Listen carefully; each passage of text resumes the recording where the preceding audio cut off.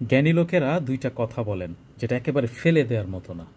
যেমন ধরেন খেলাটা হোক জীবনের অথবা তাসের, তাস যে আমরা খেলি, তাসের খেলা হোক বা জীবনের খেলা হোক, নিজের এক্কা, তাসের মধ্যে যে এক্কা থাকে সে এক্কাটা তখনই আপনি শো করবেন, তখনই আপনি দেখাবেন যখন আপনার সামনের জন বাদশাহ শো করবে অথবা সামনের জন বাদশাহ হবে, তখনই আপনি আপনার নিজের এক্কা শো করবেন, এর আগে না।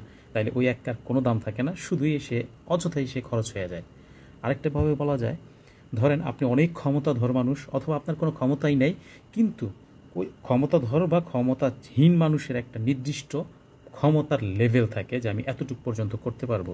হ্যাঁ, তো কখনো যে কোনো পরিস্থিতিতে নিজের সর্বোচ্চ ক্ষমতাটা প্রয়োগ করতে যাবেন না। যে দিনই আপনি আপনার সর্বোচ্চ ক্ষমতাটা প্রয়োগ করে ফেলবেন, এর উপর তো আর আপনার ক্ষমতা নাই, সর্বোচ্চটা প্রয়োগ করে ফেলছেন, সেদিনই আপনার পতন শুরু। আপনি ওদিন থেকেই অধঃপতনের দিকে যাবেন, কারণ এই আপনার সর্বোচ্চ ক্ষমতার লেভেলটা সবাই জেনে গেছে। আপনার উপরে আবার ক্ষমতা বল প্রয়োগ করবে যখন, আপনি আর সেটা নিতে পারবেন না, বাস আপনার অধঃপতন শুরু হয়ে যাবে।